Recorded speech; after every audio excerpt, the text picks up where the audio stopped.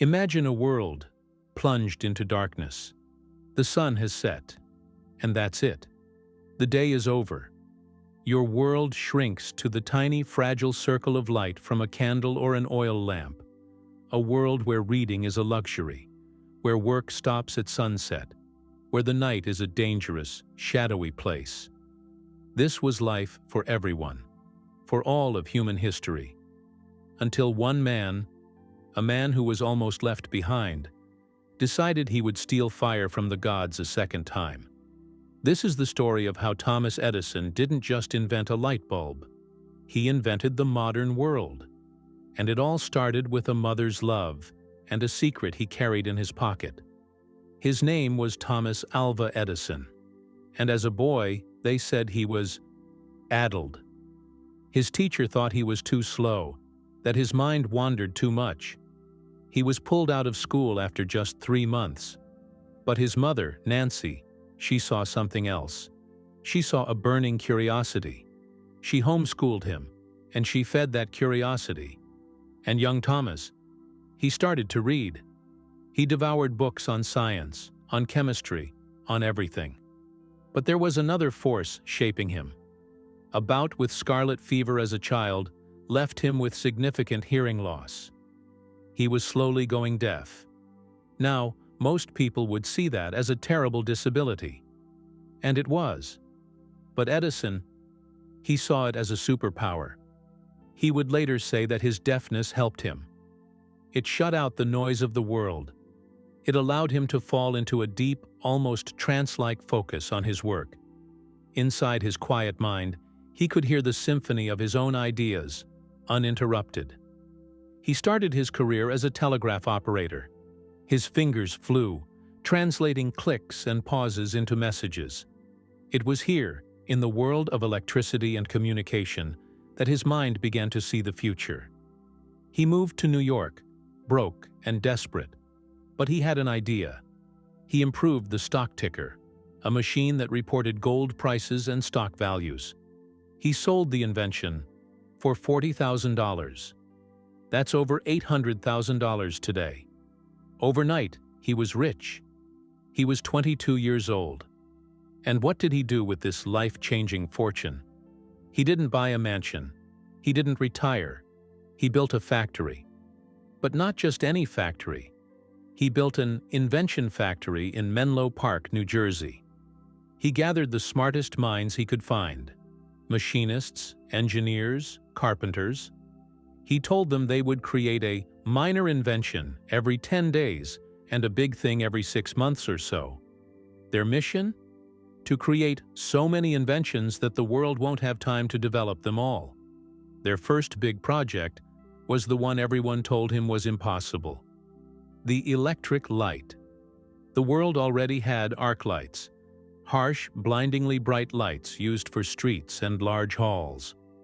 They were dangerous, they hissed, and you couldn't have one in your home. What Edison wanted was a soft, safe, steady light. A light you could bring into your living room.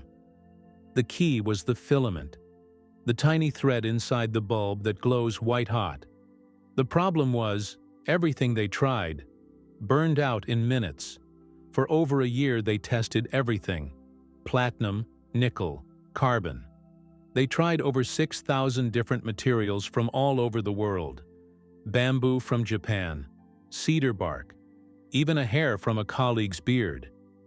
The lab glowed night after night with the fleeting light of another failed experiment. The public, the newspapers, they began to laugh. They called him the Wizard of Menlo Park as a joke. The pressure was immense. The investors were getting nervous. His reputation was on the line. Then, one night in October 1879, after yet another failure, Edison was sitting in his lab, absent-mindedly playing with a piece of lamp black, a sooty residue from oil lamps. He rolled it into a thin, thread-like strand. An idea, a desperate last-ditch idea, sparked. What if they carbonized some common everyday material? Something simple, something no one would ever think of. He looked around the lab. His eyes landed on a simple, everyday object. a piece of cotton thread. They carefully shaped the thread, baked it in an oven until it was pure carbon, and with trembling hands sealed it inside a glass bulb. They pumped out the air. They connected the wires. The entire team gathered around. No one spoke. The only sound was the hiss of the vacuum pump. Edison nodded. The switch was thrown. And then it glowed, a soft, warm, golden sphere of light. It didn't flicker. It didn't die. It burned. For 1 hour, then 2, then 13. And finally, after 14.5 hours, it faded. They had done it. They had captured light in a bottle. But this was only the beginning. Creating the bulb was one thing. The real battle, the battle that would truly change America forever, was about to begin. Because Edison now had to build an entire world to support it. A world of wires and power and current. A world that would put him on a direct collision course with a monstrous, terrifying rival. He had done it. Thomas Edison had created a light that could last. The miracle of Menlo Park was real. But a single perfect light bulb in a laboratory is just a lonely idea. To change the world, Edison needed to build a universe for it to live in. He had to weave a web of copper and current across an entire nation. And standing in his way was a man with a very different vision. A man who believed Edison's system was primitive, dangerous, and doomed to fail. This is the story of the war that lit up America. A war fought not just with ideas, but with lies, fear, and ultimately, with the unimaginable power of lightning itself. Edison's plan was monumental. He wouldn't just sell bulbs, he would build power stations. He would lay cables under the streets of New York. He would create the first electrical grid on Earth. His system was called direct current, or DC. It was safe, simple, and it worked. But it had one crippling flaw. It couldn't travel far. You needed a power plant every square mile, or the light would fade into darkness. It was like trying to water an entire farm with a single garden hose. And then along came his former employee, a brilliant, enigmatic visionary from Serbia, Nikola Tesla.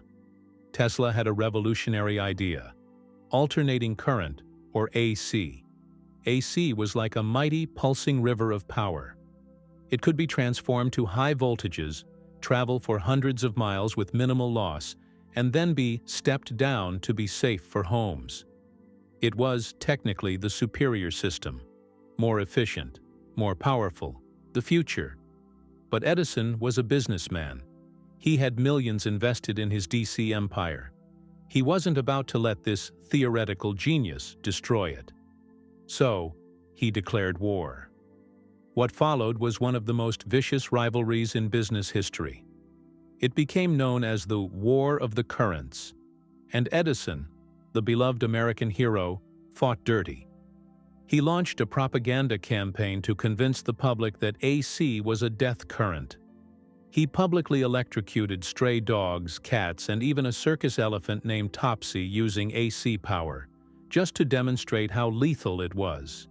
He even helped invent the electric chair, insisting it used Tesla's AC, to forever link his rival's technology with death in the public's mind. The goal? To make the very word alternating current synonymous with fear. The public was terrified. It seemed like Edison's brutal tactics might win the day.